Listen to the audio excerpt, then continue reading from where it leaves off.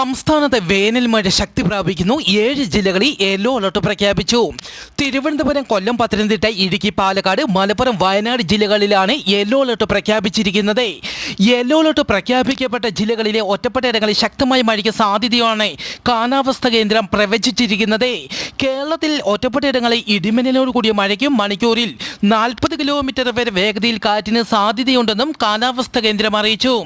ഇടിമിന്നലിന് സാധ്യതയുള്ളതിനാൽ പൊതുജനങ്ങൾ ജാഗ്രത പാലിക്കണമെന്നും ഇടിമിന്നലിന്റെ ആദ്യ ലക്ഷണം കണ്ടു കഴിഞ്ഞാൽ ഉടൻ തന്നെ സുരക്ഷിത കേന്ദ്രങ്ങളിലേക്ക് മാറണമെന്നും കാറ്റും മഴയും ഉണ്ടാകുമ്പോൾ വാഹനങ്ങൾ മരണച്ചോട്ടിൽ പാർക്ക് ചെയ്യരുതെന്നും അറിയിച്ചു. തെക്കു പടിഞ്ഞാറൻ ബംഗാൾ ഉൾക്കടലിന് മുകളിലായി ചക്രവാത ചുഴി രൂപപ്പെട്ടു. അടുത്ത 48 മണിക്കൂറിനുള്ളിൽ ഈ സീസണിലെ ആദ്യ ന്യൂനമർദ്ദം രൂപപ്പെടാൻ സാധ്യത. കാലാവസ്ഥാ കേന്ദ്രം ഈ മേഖലയെ സൂക്ഷ്മമായി നിരീക്ഷിച്ചു വരുന്നു.